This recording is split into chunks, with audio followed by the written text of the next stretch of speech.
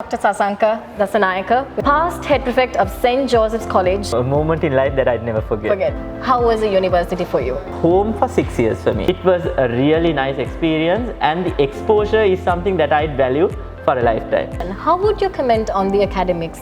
Kind of exam-oriented system kept us going.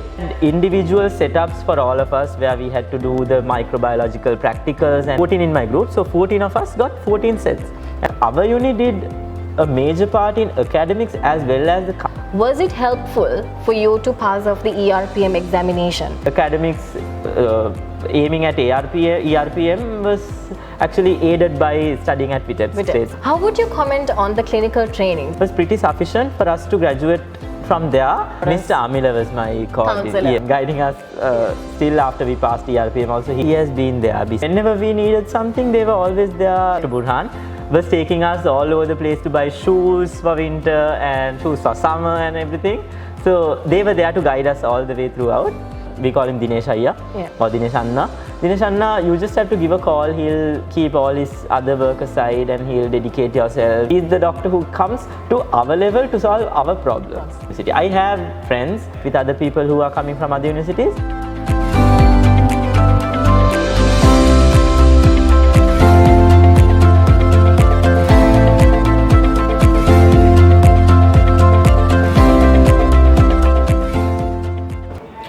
Hello, a very good evening to everyone. Well, this interview is going to be quite important for you if you are a prospective student looking at becoming a medical student. But if you are a parent looking for a wonderful medical university for your daughter or for your son, I believe this interview is going to be extra important for you.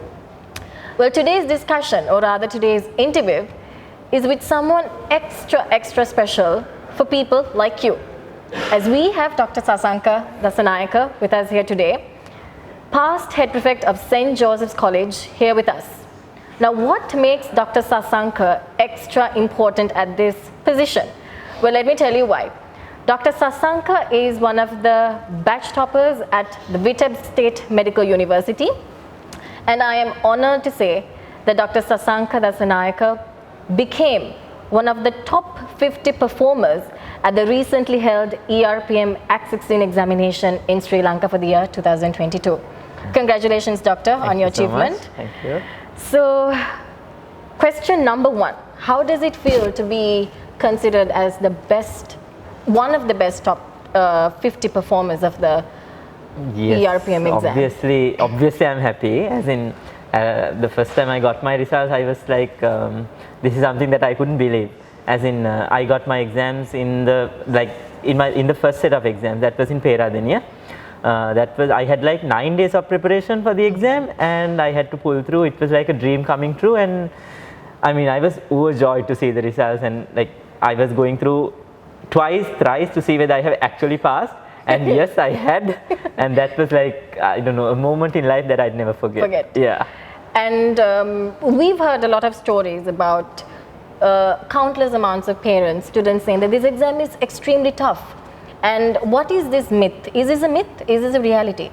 It is actually tough. I won't say that it's easy, but if you go through the proper path and if you study properly and do your job, I think it's neither a walk in the park, but it's not very easy, it's not very hard either.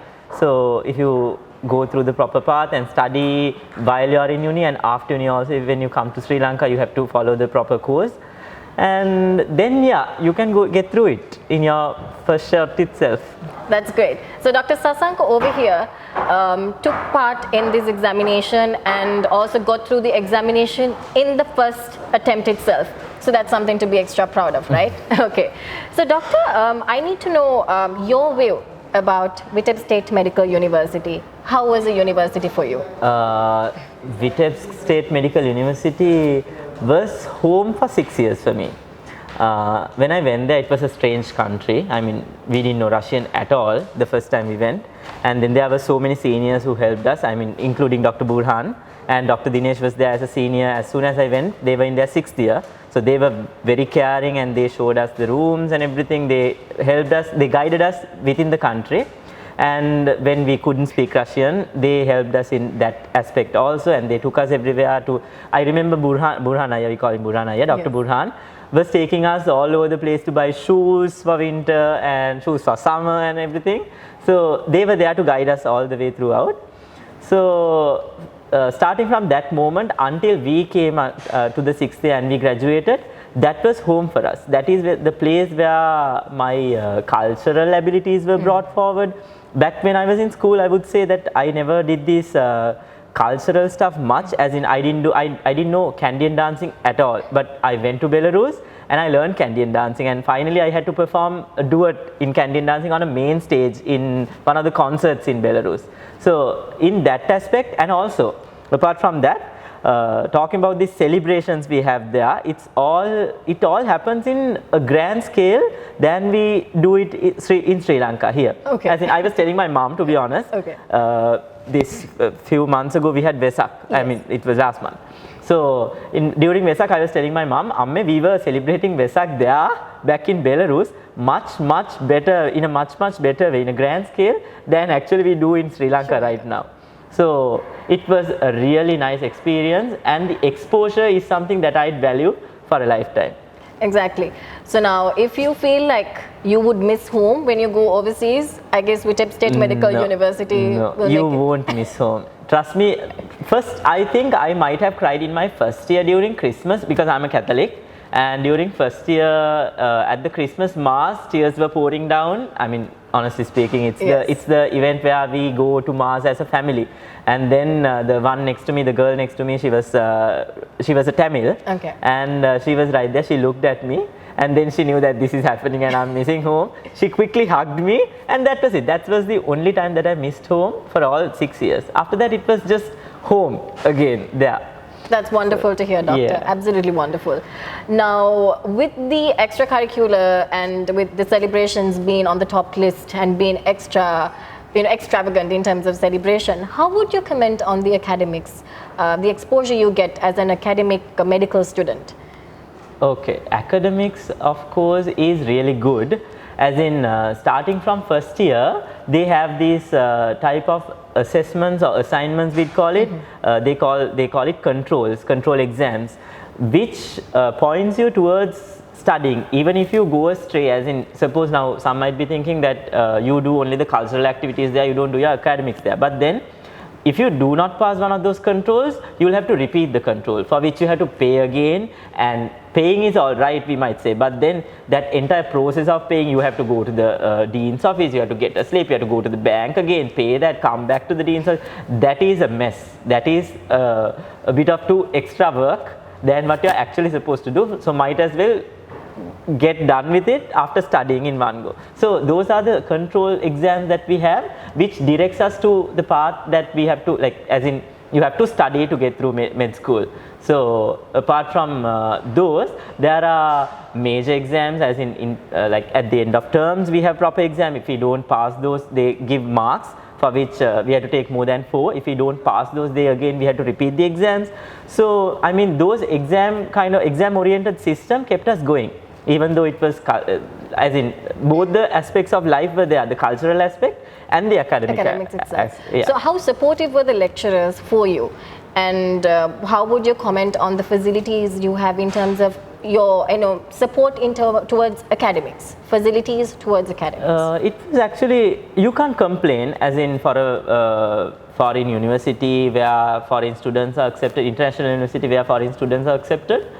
I mean, it was pretty good. We had multimedia presentations for all subjects when it came to lectures. And for example, I'll take microbiology, okay, as a subject. They had individual setups for all of us where we had to do the microbiological practicals, and where we had to deal with microorganisms and Bunsen burners and all these flammable things. So we got, like, I had 14 in my group, so 14 of us got 14 sets, as in, so that was, we had the facilities that we required at the university. Yeah. All right. So now, with the exposure that you got at Vitebsk through your academics and through your clinical training, was it helpful for you to pass off the ERPM examination?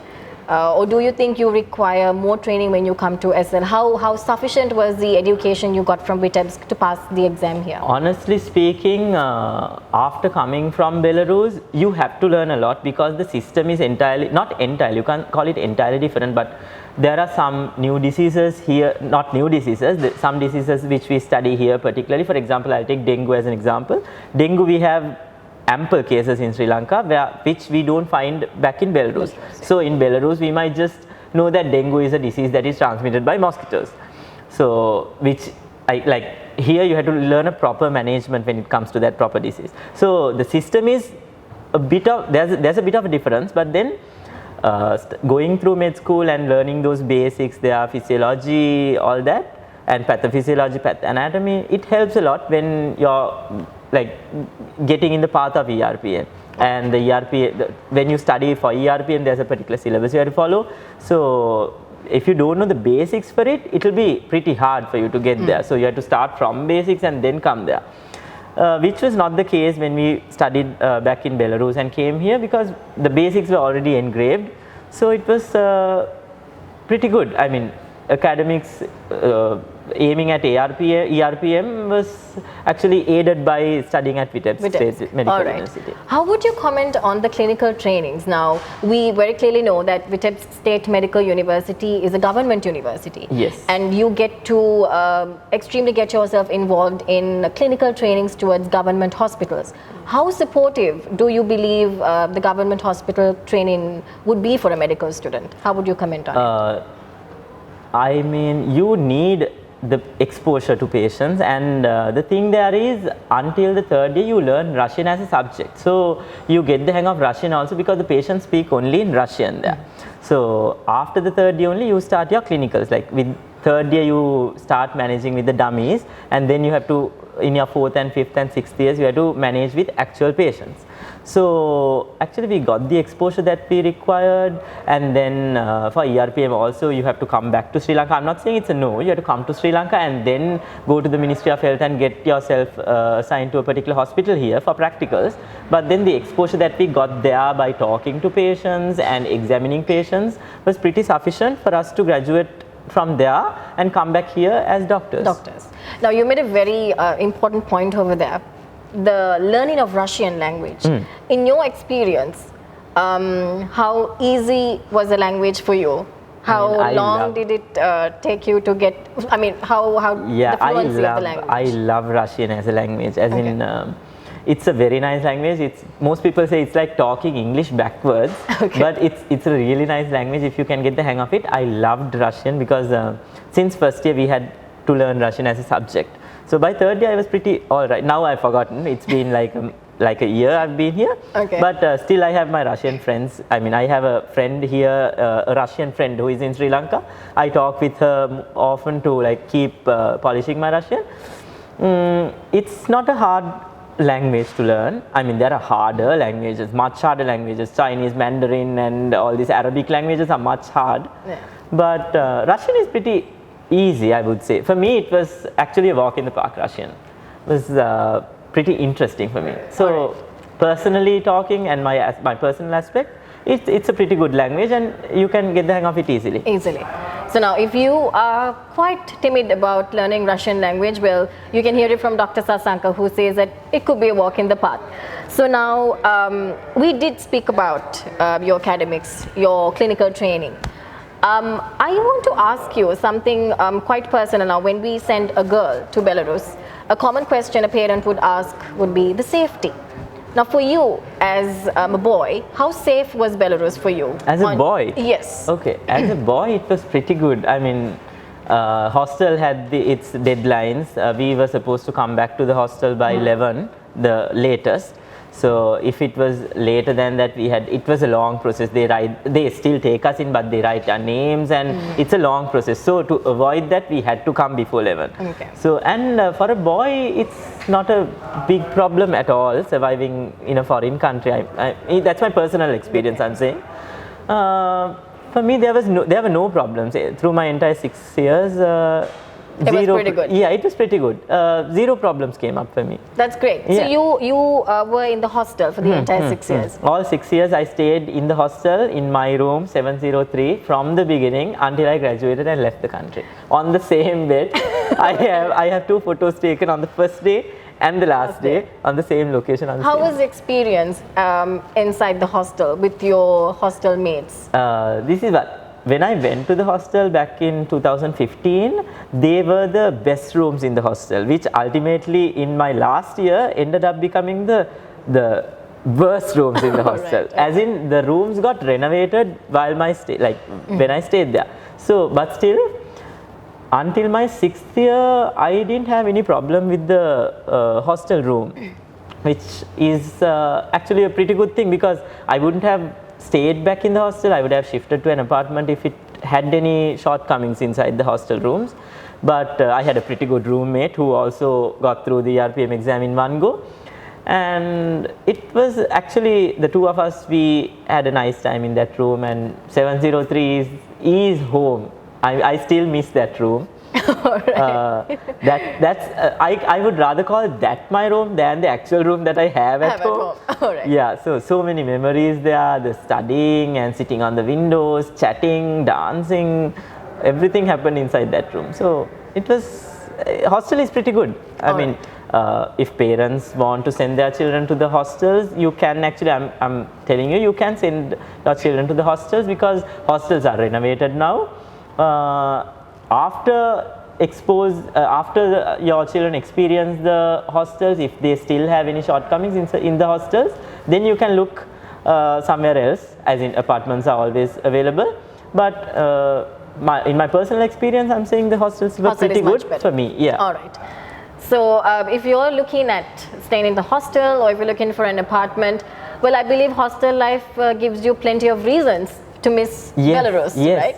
Yes. So many people. Even if I'm hungry, I would go to the ඉස්සරහා දොරේ ඉන්න හොල්ලට ගිහලා කියනවා කෑම මොන හරි දෙන්න කියලා. So that was life. Yes. Yeah.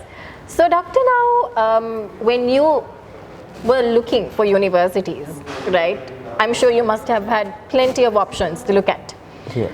And I think you must have met Mr. Amila, Mr. Intikab, Mr. Horace. Mr. Amila was my counselor. Yes. So how was the support rendered by Mr. Amila to you in selecting your medical university, and how had that supported you up until now? Mr. Amila has, since my first year, he has been there beside, as in he calls, for every achievement he used to give a call or at least drop a text, and like even if you pass an exam, he was there to like, simple wish counts at those moments. So he was actually there guiding all the way throughout until the 6th year. Even when we graduated, he gave calls to us individually and wish. He's still here, I mean, guiding us still after we passed ERPM also, he directly gave a call. And he has been pretty good in guiding us. Right. So that's good news. Yes. How about Dr. Bhatia and Dr. Dinesh? How were they supported? Dr. Bhatia and Dr. Dinesh, of course, was a senior when I went there, and after that he came back to Belarus to help the students. Yes. And whenever we needed something, they were always there, like any legal problems or anything that we couldn't handle by ourselves, anything regarding Dean's office. They were always there. Even we call him Dinesh Ayya or Dinesh Anna. Dinesh Anna, you just have to give a call. He'll keep all his other work aside and he'll dedicate yourself. He actually gets to the level of us, even though he's a doctor already. He's the doctor who comes to our level to solve our problems. Right. So they were pretty helpful. So that's good. That's very much better to hear that coming from you actually. So now Dr. Sasanka is a batch topper at the Vitebsk State Medical University, a red degree holder from the prestigious university in the Republic of Belarus. If you get a young student looking at becoming a medical doctor, what would your recommendation be? And would you recommend Vitebsk State Medical University for them? If so, why? I mean, considering all the things that I said earlier, this is my personal experience. I haven't been to any other country. I mean, I have been to any other countries, but not to universities. So, considering my personal exposure and experience that I've received, I think Vitebsk State Medical University would be a very suitable place for you to study medicine, and because not only the academics are considered in this particular university. I have friends who, like when we did ERPM together, we had to interact with other people who are coming from other universities. So considering all those into account, I think our uni did a major part in academics as well as the cultural aspect and social aspect in our lives. So as in අවුරුදු ගත්තත්, if we take the Sinhala and Tamil New Year, we have they organize, as in the union there organizes the outdoor events separately, indoor events separately, and it's like the best අවුරුදු උත්සවය that I have been to, being a Sri Lankan and staying in Sri Lanka for like 20 odd years. So I mean, this gives you not only the academic exposure, the cultural and the social aspect also. You might think that that's not needed, but then medicine is not just life. Studying is not just life. There are more things to life than that. True. And I didn't talk anything about sports because I wasn't involved personally in sports, but trust me, the sports, they have cricket for like a month, which they organize in a way that it does not disturb your academics. So if you like cricket, you have cricket. If you like badminton, you have badminton. If you like soccer, they have soccer. You call it, they have it. So it was, I mean, I would personally recommend Vitebsk State Medical University for an aspiring doctor. Wonderful news. While you give out that recommendation, now you will be moving on to your internship in a couple of days, and I know it's going to be critical, it's going to be extremely busy for you. What would be your advice for an aspiring medical doctor? What is the advice you would want to give them if they want to become a doctor and if they want to become what you have become right now?